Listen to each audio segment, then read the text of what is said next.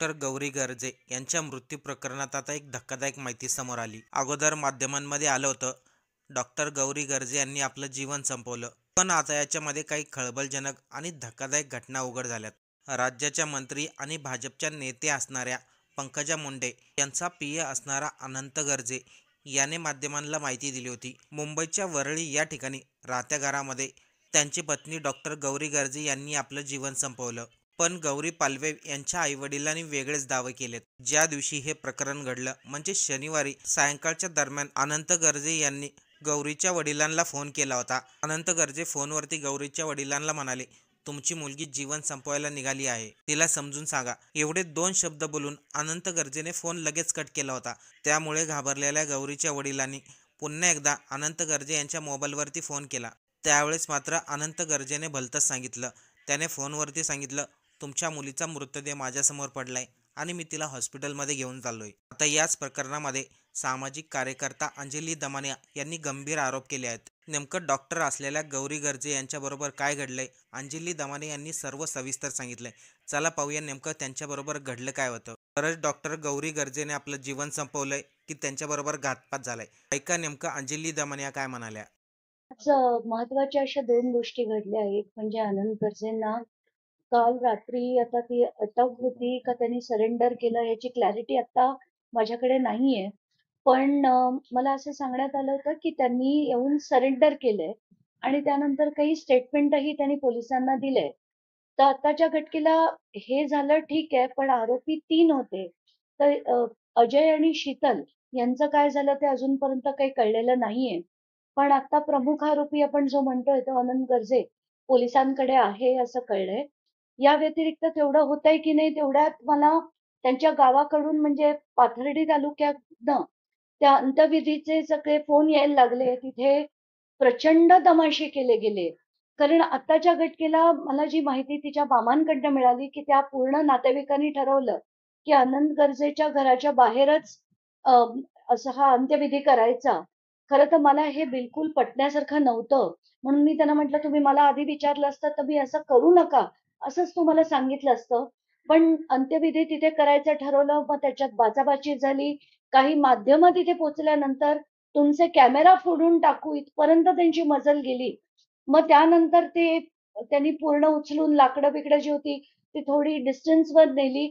म्हणजे दोघांनी ठरवलं, की दोन्ही बाजूच्या नातेवाईकांनी ठरवून मग ते थोडं लांब त्यांनी केलं आणि आज हा अंत्यविधी झाला. मला या गोष्टीचं दुःख तर खूप आहे, पण चीडही येतेय, की या प्रत्येक गोष्टीत आता म्हणजे राजकारणी तर राजकारण करतातच. आता पीए सुद्धा राजकारण करताना दिसतायत आणि अतिशय दुर्दैवी आहेत, चीड आणणार. आता ते अंत्यविधी चालू असताना म्हणजे आधी करू देत नव्हते, तर मला त्यांनी व्हिडिओ कॉल केला तिथनं. ते व्हिडिओ कॉलचे मी काही स्क्रीनशॉट्स देखील माध्यमांना दाखवले, की मी म्हटलं, "तिथे तुमचे कोणीच जात नाहीयेत प्रतिनिधी. तुम्ही काहीतरी त्यांना मदत करा." मग पोलिसांशी मी ऑन व्हिडिओ कॉल बोलले. मग मी एस-पींशी बोलले, की आता तरी म्हणजे ही जी दृश्य आहेत मला तर हे बिलकुल पसंत नाही. पण आता हे लावल्यानंतर तरी तिथे करून देण्याची परवानगी तुम्ही द्या. तेव्हा एस-पींनी मला वाटतं तिथल्या अधिकाऱ्यांशी बोलून हे करून दिलं. मला खरंच मी सांगते ना, की काय पाळी आली आज एका मुलीवर, जी इतकी उच्च शिक्षित असून सुद्धा तिला आज इतका दुर्दैवी आणि चीड आणणारा मृत्यू तिचा झालाय आणि याच्यात प्रत्येक ठिकाणी आपल्याला राजकारण होताना दिसतंय. काल जसं मी म्हटलं तिथे पोलिस स्टेशनमध्ये सुद्धा बीडच्या काही लोकांनी मला सांगितलं, की एक व्यक्ती येऊन सेटलमेंट करण्याच्या गोष्टी करत होता. तो म्हणाला, की "तुमचा एक माणूस द्या, आमचा एक माणूस घ्या आणि हे सगळं सेटल करू." हे सगळं ऐकल्यावर मला अतिशय चीड आली होती आणि त्या मुलीच्या वडिलांना घेऊन मी नायर हॉस्पिटलचे जे डीन आहेत, त्यांच्या कार्यालयात जाऊन निवेदन दिलं, की हे सगळं जे पोस्टमॉर्टम आहे, ते ऑन व्हिडिओग्राफी झालं पाहिजे. मग त्यांनी 2 विटनेसेस, 1 मेडिकल ऑफिसर आणि व्हिडिओग्राफर अशा ह्याच्यात ते पोस्टमॉर्टम झालंय. आता त्याच्यात सुद्धा काही टॅम्परिंग होऊ नये आणि तिला खरंच आता न्याय हा शब्द कशाला म्हणावा हाच प्रश्न पडतो. जो न्याय म्हणतो आपण, तो जर तिचा जीव वाचला असता, तर नक्कीच म्हणता आलं असतं. पण आता तिचे प्राण गेले. आता ह्याला अटक होऊन अगदी थेट फाशी जरी झाली, तरी सुद्धा आपण न्याय झाला असं म्हणू शकतो का? तर मला खरंच सांगायचंय, की महाराष्ट्रात आपल्याला ना, आई-वडिलांना ना, मानसिकता बदलण्याची गरज आहे. जर मुलगी सुखी नसेल, जर तिला त्रास असतील, तिला हाल असतील, तर समाज काय म्हणेल, लोकं काय म्हणतील, याच्यासाठी तिला परत घरी न आणणं, हा खरंच कुठेतरी आपण चुकतोय आणि ही मानसिकता बदलण्याची तात्काळ गरज आहे, असं मी प्रत्येक आई-वडिलांना नम्र विनंती करेन. त्याच्या घटकेला दोघांना एकाला अटक झाली आहे, पण बाकी दोघांना निदान त्यांचे स्टेटमेंट घेण्यापुरती, कारण त्यांचे रोल तितकेसे मोठे नव्हते. आता जे शीतल आंधळेचं मी ऐकलं, की "तू जर तुला नांदायचंय तर नांद, नाहीतर आम्ही आमच्या भावाचं दुसरं लग्न करून देऊ." असं जर कुठली नणंद म्हणत असेल, एक स्त्री म्हणून तिची साथ देत नसेल, तर हा प्रचंड मोठा गुन्हा आहे.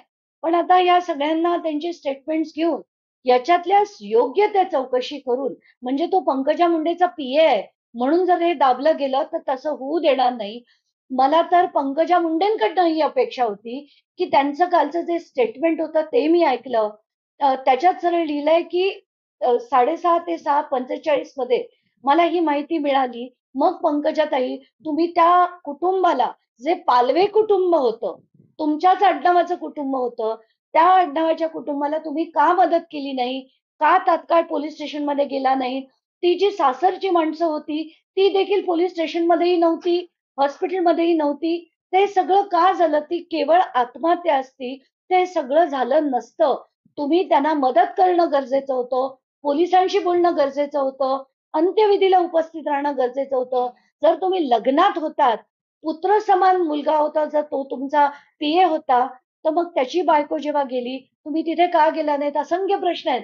पण जसं मी म्हणते ना, की यांच्या घाणीच्या राजकारणात खरंच मला पडण्याचे, ते किळसवाणी राजकारण झालंय. मला पडण्याची इच्छा नाही. म्हणजे मला आता असं वाटतंय, की आता जे राजकारणी दादागिरी करायचे, तसंच आता पीए सुद्धा दादागिरी करतायत की काय? कारण आत्ताच्या घटनेला आपण बघितलं, त्यांच्या गावाकडे पोलीस फाटा होता आणि पोलीस सुद्धा मज्जाव करत होते, सगळं लोकांना थांबवत होते, धमकवत होते. आणि हे कुटुंबाचे लोकं सुद्धा मीडियाला तुझा कॅमेरा फोडून टाकू, इथपर्यंत बोलण्याची मजल जर आज एखाद्या राजकारण्याच्या पीएला सुद्धा असेल किंवा त्याच्या कुटुंबियांना असेल, तर आपण आता समजू शकतोय, की हे राजकारण किती घाण होत चाललंय, कुठच्या स्तरावर पोहोचलंय आणि हे कुठेतरी थांबायला हवं. स्टँडर्ड डायलॉग झालाय महाराष्ट्राचा, की याची चौकशी झाली पाहिजे, निष्पक्ष चौकशी झाली पाहिजे, कोणालाही सोडण्यात येऊ नये. हे तेच डायलॉग परत-परत मांडले जातात. पण पंकजाताईंनी हे सांगणं गरजेचं आहे, की त्या उपस्थित का नव्हत्या? 6:30 ते 6:45 ला त्यांना कळलं, तर त्यांनी कुठल्या पोलीस स्टेशनला याची इन्फॉर्मेशन दिली, की अशी-अशी आत्महत्या झालीये? का हे केलं गेलं नाही? आणि त्या स्वतः ज्या वरळीतच त्यांचं ऑफिस असताना, त्यांच्यापैकी तुम्हाला जमत नसेल, तुमच्या ऑफिसमधल्या काही लोकांना तरी मदतीला हात देण्यासाठी पाठवणं गरजेचं होतं. तसं तुम्ही करताना दिसत नाही. त्या गरजे कुटुंबाचे कुठलीही व्यक्ती ना पोलिस स्टेशनला होती, ना तिथे हॉस्पिटलमध्ये. म्हणजे ते पूर्ण पोस्टमॉर्टम होईपर्यंत, ती पूर्ण बॉडी घेऊन जाईपर्यंत तुमच्यापैकी कोणीच का उपस्थित नव्हते? या प्रश्नांची सुद्धा उत्तरं तुम्ही दिली पाहिजेत. पंकजाताई, तुमच्याकडनं तुम्ही मंत्री म्हणून तरी या सगळी एक जबाबदार व्यक्ती म्हणून त्यांना मदत करणं गरजेचं होतं. पण तसं तुम्ही करताना पुन्हा एकदा दिसलं. अंजली दमाने यांनी काय म्हटलं आपण सर्वांनीच ऐकलं. या प्रकरणामध्ये 100% डॉक्टर गौरी पालवे यांच्याबरोबर घातपात झाल्याचा संशय आहे. कारण की एवढी उच्च शिक्षित डॉक्टर कधीही आपलं जीवन संपू शकत नाही. या उलट तर डॉक्टर गौरीने आपल्या वडिलांना अनंत गर्जे यांच्याबद्दल काही पुरावे दिले होते. अनंत गर्जेचे दुसऱ्या महिलाबरोबर संबंध होते आणि त्याचं लग्न देखील झालेलं होतं. याचे पुरावे देखील गौरीने आपल्या वडिलांना दिले होते. अनंत गर्जेने गौरीला धमकी दिली होती, जर तू माझ्या या प्रकरणाबद्दल तुझ्या घरच्यांना किंवा इतर कोणाला सांगितलं तर मी स्वतःला संपवून घेईल. जेव्हापासून डॉक्टर गौरीला तिचे पती आनंद गर्जे यांच्याबद्दल काही धक्कादायक पुरावे मिळाले होते, तेव्हापासून या दोघांमध्ये नेहमी वाद होत होते आणि या सर्वाची कल्पना गौरीच्या वडिलांना होती. जेव्हा जेव्हा अशा घटना घडतात तेव्हा एकच ऐकायला मिळतं, श्रीमंत घरामध्ये मुलीचं लग्न लावून देऊ नका.